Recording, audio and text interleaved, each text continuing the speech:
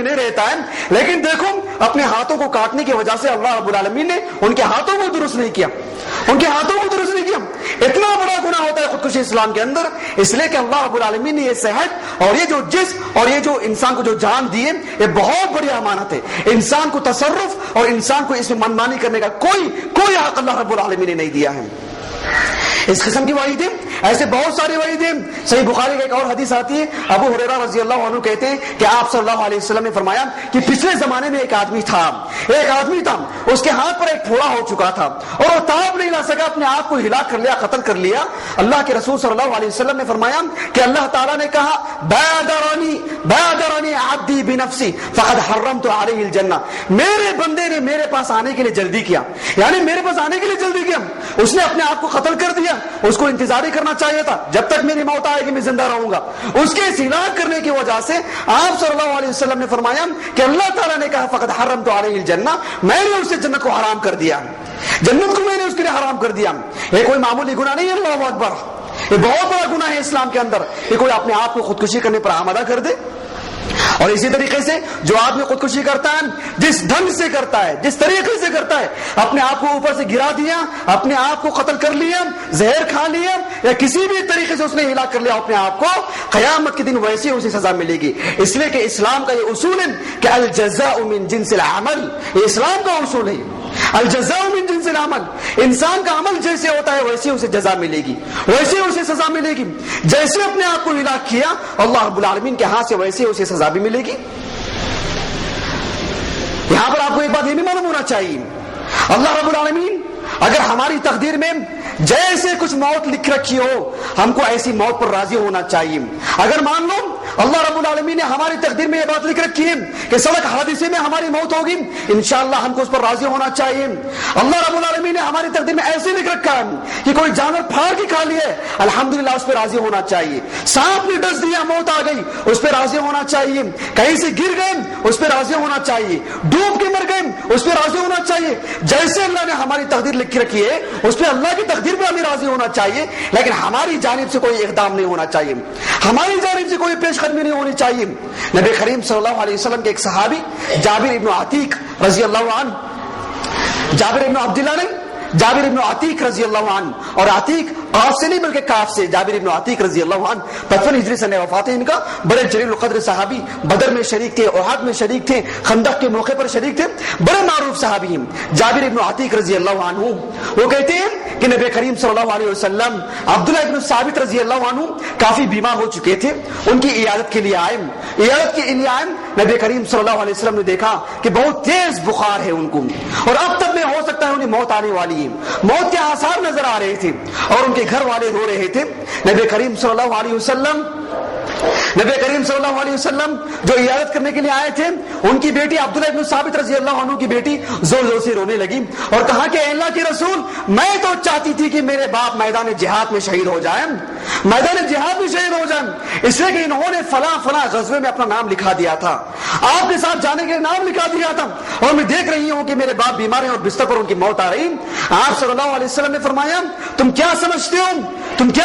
ہو میدان جہاد میں مرنا ہی میں شہید ہے؟ نہیں، بلکہ نبی کریم صلی اللہ علیہ وسلم نے فرمایا المطعون شہید والمفتون شہید والحرم شہید۔ آپ صلی اللہ علیہ وسلم نے فرمایا جو آدمی طاعون کی بیماری میں مر جاتا ہے وہ بھی شہید ہے، جو پیٹ کی بیماری سے مر گیا وہ بھی شہید ہے، جو اوپر سے گر کے مر گیا وہ بھی شہید ہے، جو کسی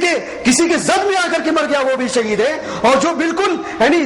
کسی مناسبت سے اس طریقے سے کہ اس پر کسی نے حملہ کر دیا، وہ اپنے مال کی حفاظت کر رہا ہے وہ بھی شہید ہے۔ اور آپ صلی اللہ علیہ وسلم نے فرمایا کہ والمرأة التي ماتت في جمع، جو عورت جس کے پیٹ میں بچہ ہو زچگی کی حالت میں مر گئی وہ بھی شہید ہے۔ یعنی پیارے رسول صلی اللہ علیہ وسلم نے فرمایا اللہ رب العالمین تمہارے باپ کی نیتوں کے مطابق اجر دے گا، اور یہ مت سمجھو کہ صرف میدان جہاد میں مرنے والا شہید ہے، ہاں یہ بات الگ ہے کہ سب سے بڑا مرتبہ مقام اور مرتبہ اسی کا، لیکن نبی کریم صلی اللہ علیہ وسلم نے اتنی ساری باتیں جو فرمائی کہ جو جل کے مر گیا، جو ڈوب کے مر گیا، جو ڈس کے مر گیا، وہ سب کے سب کو پیارے رسول صلی اللہ علیہ وسلم نے شہادت کا مرتبہ عطا کیا۔ شہید کہا ہے پیارے رسول صلی اللہ علیہ وسلم نے؟ کہنے کا مطلب یہ کہ بہت سارے مسلمان یہ سمجھتے ہیں کہ کوئی جل کے مر گیا اس کی موت کو برا سمجھتے ہیں، کوئی ڈوب کے مر گیا اس کی موت کو برا سمجھتے ہیں، کوئی حادثے کی زد میں آ گیا اس کی موت کو برا سمجھتے ہیں۔ نہیں، بلکہ ایک مسلمان کے حق میں وہ بھی شہادت کا موقع ہے، وہ بھی شہادت کا مرتبہ ہے، لیکن اپنے آپ کو اس کے حوالے نہیں کرنا چاہیے، اپنے آپ کو ایسے آمدہ نہیں کرنا چاہیے کہ وہ ڈوب کر کے مر جائے اور کہے کہ اس پہ مجھے شہادت کا موقع ملے گا، اور جب مصائب اور مشکلات سے تنگ آ کر کے اپنے آپ کو جلا کر کے مر جائیں، زہر کھا کر کے مر جائیں۔ اپنے آپ سے ایسی کوئی بات نہیں ہونی چاہیے، لیکن ہر مسلمان کو اللہ سے پناہ مانگتے رہنا چاہیے کہ اے اللہ ڈوب کے مر جاؤں میں اس سے تیری پناہ مانگتا ہوں، کہ اے اللہ میں جل کے مر جاؤں میں تیری اس سے پناہ مانگتا ہوں۔ نبی کریم صلی اللہ علیہ وسلم کے ایک صحابی ابو الیسر رضی اللہ عنہ، جن کا نام کعب بن عمرو تھا، 55 ہجری سے وفات ہے ان کا، وہ کہتے ہیں ابو الیسر رضی اللہ عنہ نبی کریم صلی اللہ علیہ وسلم ہمیشہ یہ دعا کیا کرتے تھے کہ اے اللہ بالکل بڑھاپے کے حالت میں مجھے موت آ جائے، یعنی میرا کنٹرول مجھ پر نہ ہو، کچھ سمجھ بوجھ مجھے نہ ہو، کچھ جانکاری نہ ہو، چلنے پھرنے کی طاقت نہ ہو، لوگوں کا محتاج ہو کر کے رہ جاؤں، اے اللہ اس سے پہلے مجھے موت آ جائے، اس سے بہتر ہے کہ مجھے موت آ جائے، اور اللہ کی پناہ مانگنا چاہیے۔ آپ صلی اللہ علیہ وسلم نے فرمایا وَأَعُوذُ بِكَ من الحرم وأعوذ بك من الهدم وأعوذ بك من الحرق وأعوذ بك من الغرق۔ آپ صلی اللہ علیہ وسلم نے فرمایا اے اللہ جل کے مر جاؤں میں تیری پناہ مانگتا ہوں، اے اللہ ڈوب کے مر جاؤں میں تیری پناہ مانگتا ہوں، وأن أموت لديغا، اے اللہ مجھے کوئی جانور، کوئی موذی جانور مجھے ڈس جائے اور میری موت آ جائے، میں اس سے بھی پناہ مانگتا ہوں۔ ایسی چیزوں سے پناہ مانگنا چاہیے اللہ رب العالمین سے۔ یقیناً انسان کے حق میں یہ بہت تکلیف دہ موت ہے،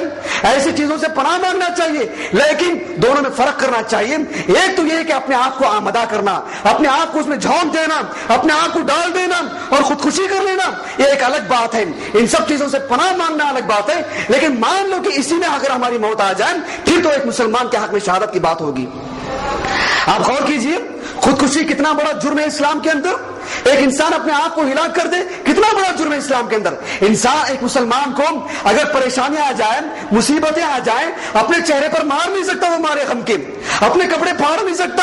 اپنے آپ سے باہر نہیں ہو سکتا، اپنے آپ میں سر کے بال نہیں نکال سکتا، اور جو اپنے آپ کو دھوپ میں نہیں رکھ سکتا، بھوک سے بہکاٹ نہیں کر سکتا، وہ کہاں سے اپنے آپ کو موت کے دہانے پہ رکھ سکتا ہے؟ اپنی مصیبت میں آ کر کے اپنے چہرے پر مار نہیں سکتا، اپنے کپڑے پھاڑ نہیں سکتا، کہاں سے وہ خودکشی کر سکتا ہے؟ خودکشی کرنا تو دور کی بات ہے، اسلام میں اگر مصیبتیں آ جائے اللہ سے موت بھی نہیں مانگنا چاہیے۔ اے اللہ میں زندگی سے تنگ آ چکا ہوں، مجھے موت دے دے، اللہ سے موت بھی نہیں مانگنا چاہیے۔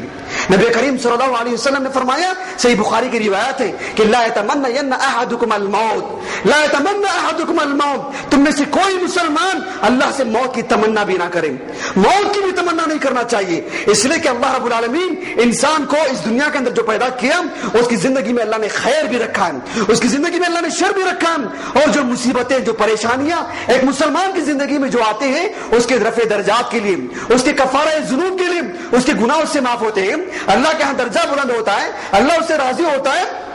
یہ تو اس کے حق میں بہتر ہے۔ تو اس اعتبار سے لا يتمنى احدكم الموت، تم میں سے کسی مسلمان کو موت کی بھی تمنا نہیں کرنا چاہیے۔ فإن كان لا بد متمنيا، اور اگر ہم موت کی تمنا کرنا بالکل ناگزیر ہو جائے، بالکل ضروری ہو جائے، اس کے علاوہ کوئی چارہ نہیں سوائے موت کی تمنا کرنے کے، تو آپ صلی اللہ علیہ وسلم نے فرمایا اس کو یہ دعا کرنا چاہیے اللهم احيني ان كانت الحیات خیرا لی وتوفني ان كانت الوفاة خیرا لی، اے اللہ جب تک میرے حق میں زندگی بہتر ہے مجھے زندہ رکھ، اے اللہ موت اگر میرے حق میں بہتر ہے تو مجھے موت عطا فرما، یہ دعا کر سکتے ہیں، لیکن اللہ سے موت نہیں مانگنا چاہیے۔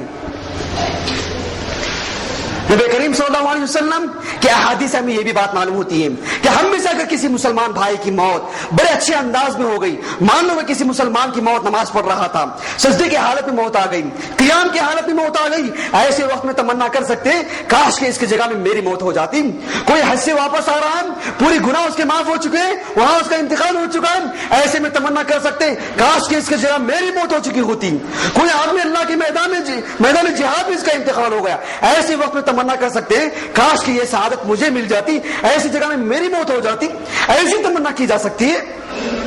کوئی آدمی علم حاصل کرنے کے لیے جا رہا ہے, ایسے میں اس کی موت ہو گئی. ایسی تمنا کی جا سکتی, کاش کہ اتنی بڑی سعادت مجھے مل جاتی. نبی کریم صلی اللہ علیہ وسلم کے ایک صحابی عوف ابن مالک رضی اللہ عنہ, 61 ہجری سے وفات ہے ان کا, اور مشہور صحابہ میں سے ہیں. عوف ابن مالک رضی اللہ عنہ,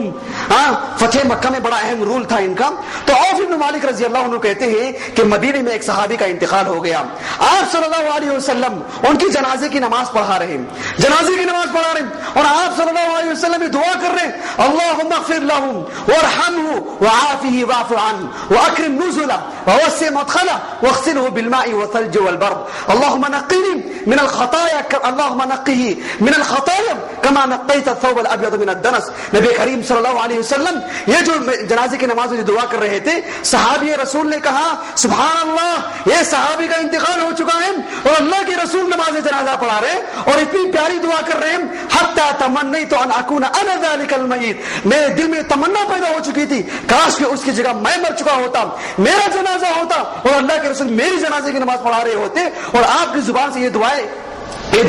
یہ کلمات میرے حق میں ہوتے, کتنی بڑی بات ہوتی. ایسی تمنا کر سکتے ہیں, ورنہ اب مشکلات سے تنگ آ کر کے کبھی موت کی تمنا نہیں کر سکتے. مشکلات سے بالکل تنگ آ کر کے کبھی جو اللہ سبحانہ و تعالیٰ سے موت کی تمنا نہیں کرنا چاہیے. جب موت کی تمنا ہی نہیں کی جا سکتی, کہاں سے انسان خودکشی کر سکتا ہے؟ سبحان اللہ, صرف ایسے ہی مواقع پر اسلام نے اجازت دے رکھی ہے کہ صرف موت کی تمنا ایسی ہی مواقع پر کی جا سکتی ہے, خیر کے معاملے میں, خیر کے معاملے میں. ورنہ ایک انسان, ایک مسلمان کو بطور خاص پوری طریقے سے نماز ہونا چاہیے, جھیلنا چاہیے, اس کا سامنا کرنا چاہیے, اللہ سے صبر مانگنا چاہیے اور اللہ سبحانہ و تعالیٰ سے ثابت قدمی کی دعا کرنا چاہیے, اللہ سے راحت مانگنا چاہیے, اللہ سے سکون مانگنا چاہیے, اللہ سے بے نیازی مانگنا چاہیے اور اللہ سبحانہ و تعالیٰ سے دل کا سکون اور اطمینان مانگنا چاہیے, خیر و برکت مانگنا چاہیے, نہ کہ اپنے آپ کو موت کے دروازے پر لا کے کھڑا کر دے. اور اللہ سبحانہ و تعالیٰ ایسے آدمی کو معاف نہیں کرتا ہے. تو بہرحال یہ بہت اہم باتیں, یہ ہم میں سے ہر ایک مسلمان کو یہ ساری باتیں اپنے دامن سے باندھنا چاہیے. جیسے کہ میں نے شروع میں کہا, ایک وہ آدمی جو کافر ہے, اس کا وہ اگر اپنے آپ کو خودکشی کر لیتا ہے, وہ اپنے نفس سے قتل کر لیتا ہے, کوئی بعید نہیں, کوئی تعجب کی بات نہیں, کوئی خرابت, کوئی اجنبیت اس میں نہیں ہے. لیکن ایک مسلمان اس سے لمحے بھر کے لیے اس کا تصور نہیں کیا جا سکتا.